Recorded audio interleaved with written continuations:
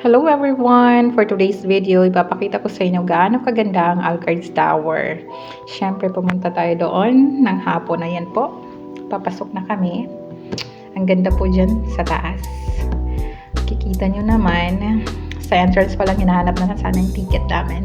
And then, diretso tayo agad sa buffet. Siyempre, unahin ng pagkain. Siyempre, hindi tayo patatalo dyan. Kailangan ko makita saan yung mga food na gusto ko. Siyempre, hindi pwede yon. Kailangan alam ko kung nasaan yung favorite food ko nakalagay. And yan, si brother nagluluto na. Kasi nag-request na ako agad kung ano yung pagkain na fave ko. So, of course, yan, pasilip-silip muna tayo kasi sabi nila sa akin, hindi pa daw pwede mag-sort kasi I came there very early. So, ayan, nasa dessert section muna kami niyan.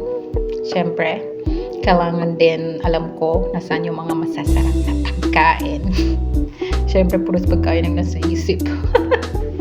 Nakakahiya. Pero, totoo lang, sa totoo lang, food is my weakness.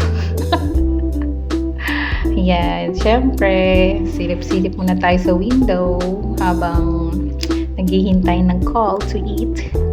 Yan, ang ganda ng view. Yan po yung daan papunta sa Riyadh. So, relaxing. At the same time, about to, na rin yan, pa-sunset na that time. So, syempre, inabot na ako ata ng gabi dyan, no? Tignan niya naman yung view. Ang ganda ng kulay ng mga lights. Iba-iba po yan. And then, yung mga sasakyan din po, walang tigil sa kakadaan. Siyempre, national highway yan. Anong in-expect mo? Ano ba? And of course, bumalik ka lang ako. Pumasok ako ulit dyan para lang makita yung view. Kasi hindi ako nag-video nung papasok kami kasi maliwanag pa. So, nung gabi na, yan, maganda siya, promise. Kasi maraming ilaw. Yan, nakikita nyo naman, wala masyadong tao. Of course, sabi ni Michiko, ini-reserve ko daw yung area.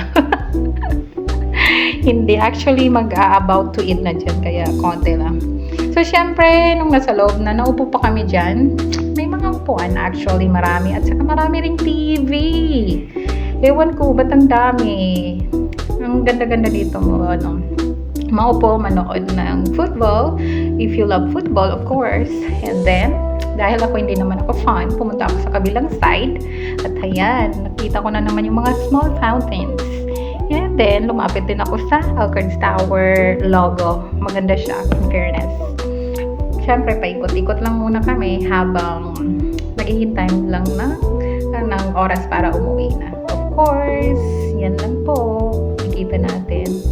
Thank you for watching.